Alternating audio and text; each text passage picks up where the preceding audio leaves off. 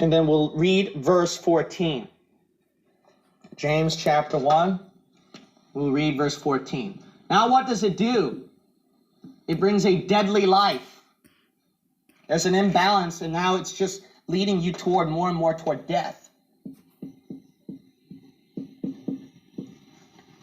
It's interesting how many drug addicts, which is sad, a lot of them would commit suicide, or a lot of them have been overdosed with drugs. It's actually become bad in hospital cases.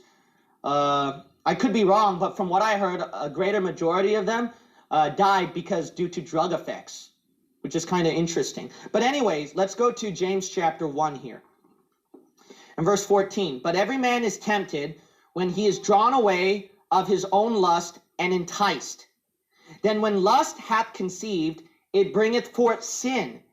And sin, when it is what?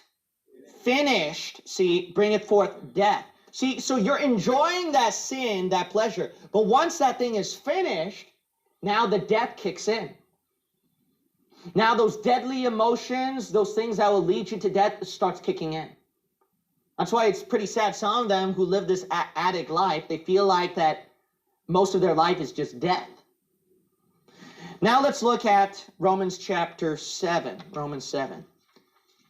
You know what the most dangerous thing is? Here's the most dangerous thing. And I don't know if you thought about this before concerning sin.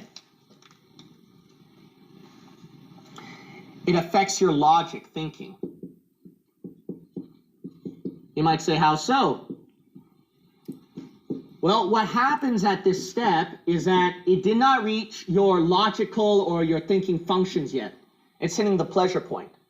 But once you keep hitting that pleasure point, and those dopamines, which is your pleasure sensors part of the brain, starts kicking in more and more and more, it's affecting more and more of your brain. And pretty soon now it's going to affect the thinking, the logic and the thinking area. Now, you know what happens after that? When it affects, this is the most dangerous thing. When it affects the logic and the thinking area, you know what you do now?